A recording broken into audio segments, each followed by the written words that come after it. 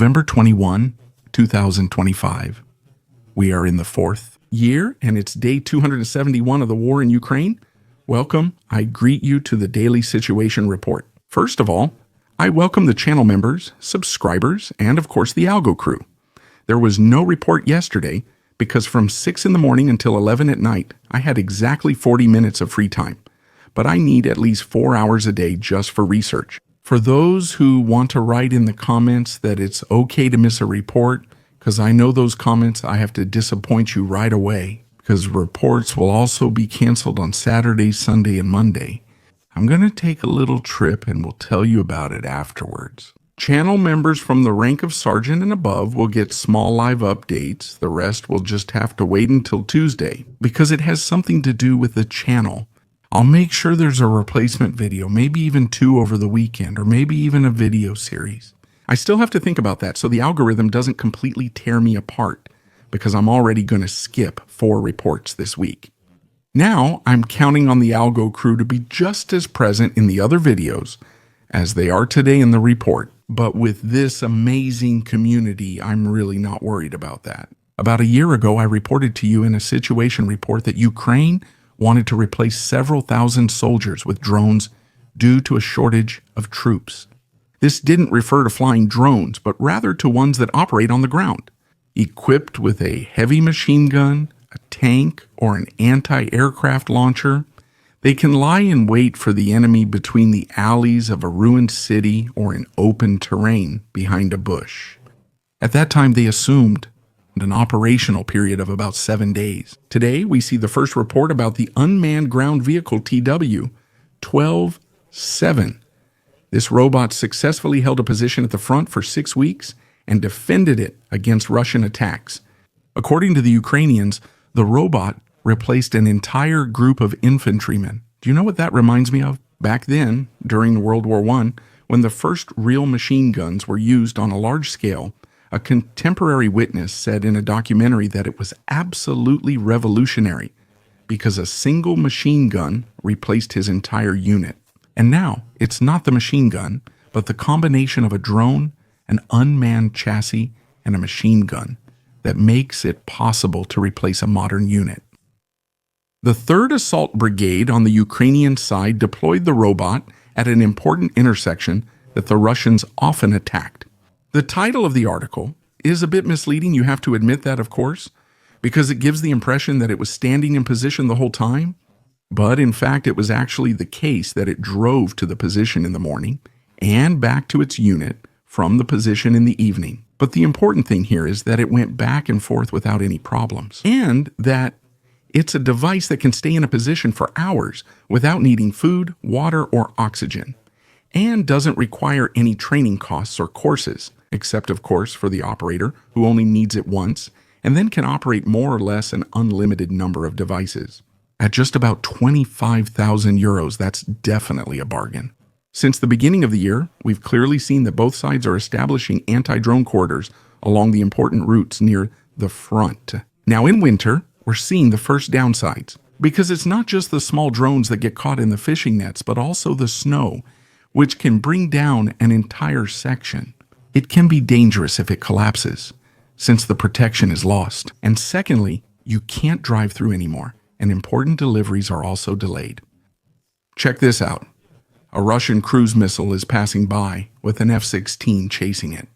This short video alone shows how important and right it was to send F-16 fighter jets to Ukraine. While European states are debating a ridiculous 28-point plan that they want to force on Ukraine again, and while I will also make a separate video about this, Putin is staging himself in uniform in a command center and continues to reaffirm Russia's war goals. According to the Kremlin, he was briefed on the situation at the front by Chief of General Staff Gerasimov and the commanders of the Western and Southern groups, and demanded that the goals of the special operation absolutely be achieved. But this time, really, since after 1,367 days, he hasn't achieved any. By the way, here he is again walking past a nice image for the Russian army, which they actually stole from the well-known video game War Thunder. You have to imagine that first. You film yourself in your command center trying to look serious, but then you walk past images from video games because the originals probably don't even exist. What's very noticeable this time is that Putin claimed that there are more criminals in Kupiansk, that the criminals are more in order. The criminals. We secure the criminals in the secure. The criminals did nothing, and we secure the criminals.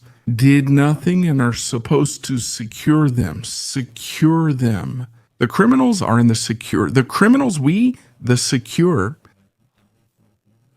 The criminals did nothing and are supposed to secure them. Yes, the fighting is there. We've seen that in the recent reports, and there is also heavy fighting going on. That means nothing is easy here, but the whole thing isn't lost yet either. You can see 4 brigades and 2 battalions in the Eastern Front, covering everything east of the Ostguild. And yes, brigades consist of several battalions, so if you do the math, you might get close to 15, but physically there aren't actually 15 here, because just because a brigade is marked here doesn't mean that all the battalions of the brigade are actually present there.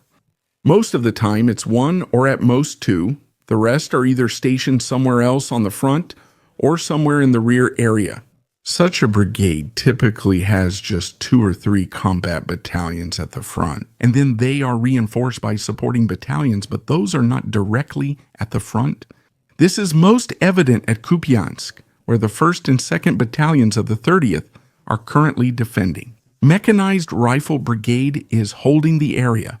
So, is the whole 30th Brigade there? No, because the other 9 battalions, 7 companies, and the artillery unit, made up of 2 artillery battalions, are 120 kilometers away near Kostiantynivka.